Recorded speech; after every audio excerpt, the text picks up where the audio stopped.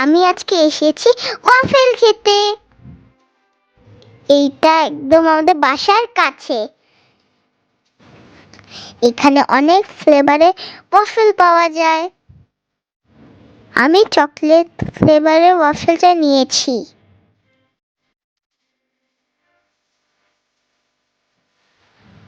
Mummy আমাকে খাওয়াতে help করছে।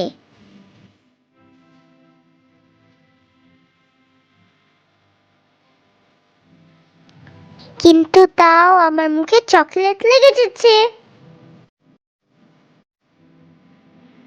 আমি এর আগে যখন বইমেলায় গিয়েছিলাম তখন আমি 2টা বই কিনেছিলাম। তার মধ্যে একটা গল্পের নাম বোকা রাজা আর একটা গল্পের নাম হচ্ছে সোনার কুড়াল। আজকে আমি সোনার কুড়াল রূপার কুড়াল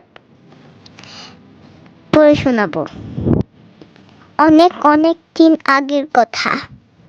এক গরিব কাঠুরিয়া কাঠ কাটছিল। সারাদিন কাঠ কাটার পর ক্লান্ত হয়ে গেল, তাই নদীর ধারে পানি খেতে নামলো। কিন্তু হায় কপাল খারাপ, হাত ফুসকে কুড়ালটা পড়ে গেল। মনটা খারাপ হয়ে গেল। তার মনটা খারাপ হয়ে গেল। তার 2 চোখ দিয়ে পানি পড়তে লাগলো। সেই তখনই পানিতে বড় ঢেউ উঠলো। বেরিয়ে এলো একটা জল দেবতা। সে বলল, কি চাই তোমার, তুমি কাঁদছো কেন? কাঠুরিয়া বলল, আমি খুব বিপদে পড়েছি, আমার কুড়ালটা পানিতে পড়ে গেছে, তাই আমি কাঁদছি। জলদেবতা বলল, আমি তোমাকে সাহায্য করব।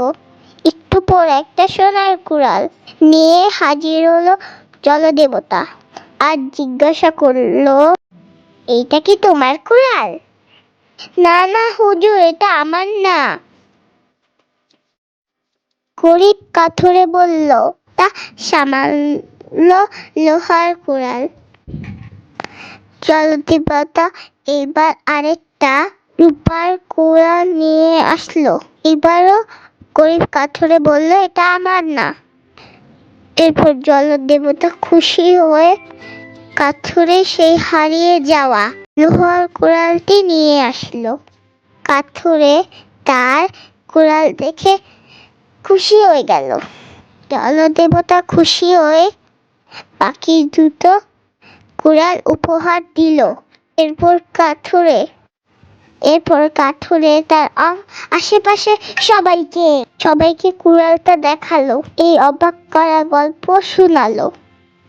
এই গল্প শুনে একটা লোভী কাঠুরে নদীর ধারে গিয়ে কাঁদতে লাগলো। এরপরেও জলদেবতা এসে জিজ্ঞেস করলো, তুমি কাঁদছো কেন? হুজুর, আমার কুড়ালটা পানিতে পড়ে গেছে।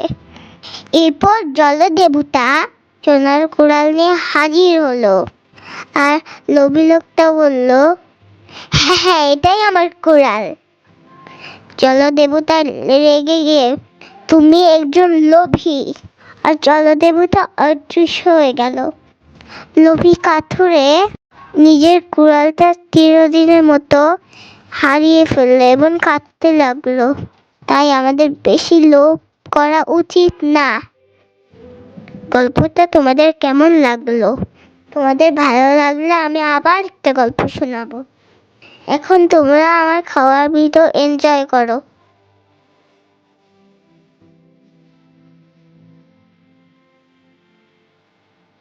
ভালো থেকো সবাই। আল্লাহ হাফেজ।